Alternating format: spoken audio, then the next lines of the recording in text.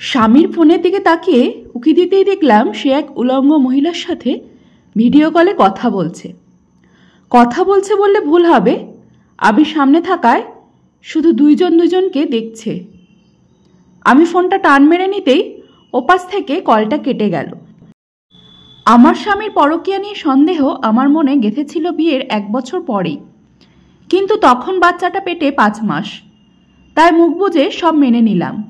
সবাই বলল একটা ছেলে মেয়ে হয়ে গেলেই ঠিক হয়ে যাবে, কিন্তু আমার মেয়ের বয়স আজ 2 বছর, তবুও সে ঠিক হয়নি। সামনে ঈদ, তাই ঢাকা এসেছি। একসাথে ঈদের কেনাকাটা করে বাড়ি ফিরব। ও সকাল 5টা বাজে কাজে যায় আর ফেরে রাত 1টায়। এত দেরি কেন জিজ্ঞাসা করলে বলে ঈদ সামনে তাই কাজ বেশি। কিন্তু আমি বুঝি না ঈদের সময় রডের মিলের এত কিসের চাপ। রড দিয়েও কি আজকাল মানুষ জামা কাপড় বানায়? চরিত্রহীনের মতো এমন কুকর্ম করতে গিয়ে ধরা খেয়েছে বউয়ের কাছে, এর জন্য তার বিন্দু পরিমাণ লজ্জাবোধ হচ্ছে না। উল্টে আমাকে আবল তাবল বোঝাতে আসছে। ওর কোনো কথা না শুনে ঠাস করে মারলাম একটা। মেয়েটার জন্য সব সহ্য করছি। অনেক দিন ধরে চেষ্টা করছি হাতে নাতে ধরার, কিন্তু সুযোগ হচ্ছে না। ও ঘর থেকে বের হয়ে গেল। আমি ওর ফোন থেকে ওই মহিলার ইমো নাম্বারটা নিয়ে রাতে ফোন করলাম। মহিলা ফোন ধরে আমার কণ্ঠ শুনেই চিনে ফেলেছে। টপ করে ফোনটা কেটে দিল। আজকে ওর দিনের ডিউটি। সব কাজ গুছিয়ে রেখেছি। বাড়ি থেকে ছোট বোনকে নিয়ে এসেছিলাম, ওর কাছে মেয়ের সব খাবার গুছিয়ে দিয়েছি সারাদিনের। ও এইমাত্র বের হলো কাজের জন্য। পাশের ঘর থেকে একটা বোরকা ধার করে পরে নিলাম যাতে চিনতে না পারে। পিছু নেওয়া শুরু করলাম। এই বাসা থেকে অফিস বেশি দূর না, একটা টিনের বাসা। এখানে সবাই বলছে আমাকে নিয়ে এসেছে ওই জন্যই ও বাসায় আসে, আগে নাকি আসতো না। ওকে পিছু নিতে নিতে যাচ্ছি। অফিসে না ঢুকে অফিসের বাঁদিকের গলিটায় ঢুকলো। আমিও গেলাম। সামনে গিয়ে ডান পাশের একটা 7তলা বাড়িতে ঢুকলো। আমি একটু পর ঢুকলাম। ও 1তলা করে উঠছে, আমি পরের তলায় আছি। এমনভাবে যাচ্ছি 5তলায় গিয়ে থেমে গেল। 4টে ফ্ল্যাটের মধ্যে বি ফ্ল্যাটটায় ঢুকলো। আমি সেখানে দাঁড়িয়ে ছোট বোনকে ফোন করে আসতে বললাম। এখানে থানা ওর অফিসের সাথেই, তাই ছোট বোন আসার পর এখানে দাঁড় করিয়ে আমি থানা থেকে পুলিশ আনলাম। পুলিশ দরজা ভেঙে ভেতরে ঢুকলো। ভেতরে ঢুকতেই আমি ওর কলার ধরে, আর পাশের মহিলাটা নিজের ইজ্জত বাঁচাতে ব্যস্ত। ফ্ল্যাটের চিল্লাপাল্লা শুনে অন্যান্য ফ্ল্যাটের মানুষও চলে এসেছে। সবাই এসে অবাক হয়ে তাকিয়ে আছে। হঠাৎ একজন বলে উঠল, ওনাদের এভাবে ধরেছেন কেন?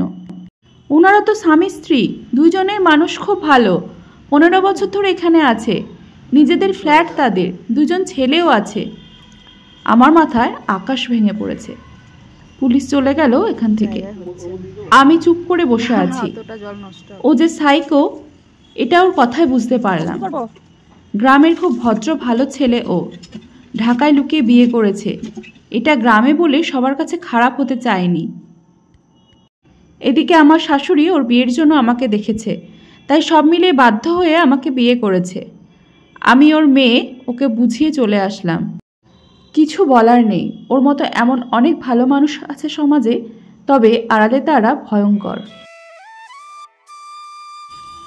নমস্কার বন্ধুরা, আমি নবনীতা প্রতিদিনের মতো চলে এসেছি নতুন আজকে একটা গল্প নিয়ে। তো গল্পটা কেমন লাগলো অবশ্যই কিন্তু জানিও।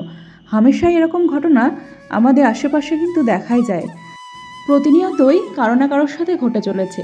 আর যাদের সাথে ঘটে তাদের জীবনটা দুর্বিষহ হয়ে ওঠে। জীবনের আর কিছু বলতে গেলে থাকেই না। তো যাই হোক, দেখো খুব দুঃখজনক একটা ঘটনা। তো এগুলো শুধু গল্পই না, এগুলো কিন্তু কারো না কারো জীবনের সাথে অনেকটা মিল রয়েছে। তো যাই হোক, সকাল থেকে আজকে প্রচণ্ড একটু কাজের চাপটা ছিল। তো আজকে একটু বেশি কাচাকুচি ছিল, তাছাড়া আর কিছুই না।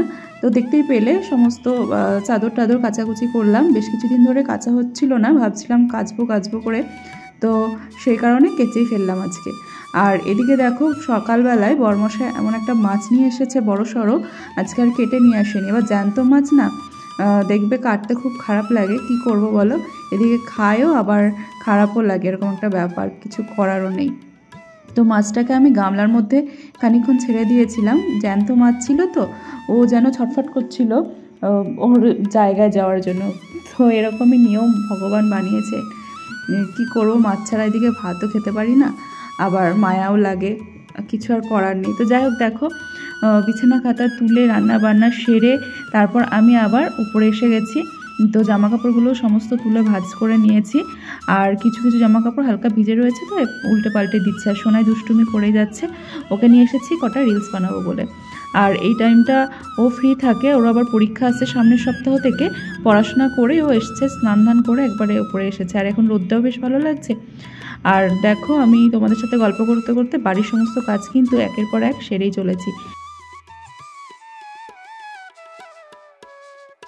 তো বন্ধুরা, জানি না আমার কন্টেন্টগুলো কেমন লাগছে। বিগত কয়েকদিন ধরে তোমাদের অনেক ভালোবাসা পাচ্ছি, তো মনের সাহসটা একটু একটু করে সঞ্চার হচ্ছে। তো ভাবছি যে না, এরকম এই কন্টেন্টটা আমি চালিয়ে যাব।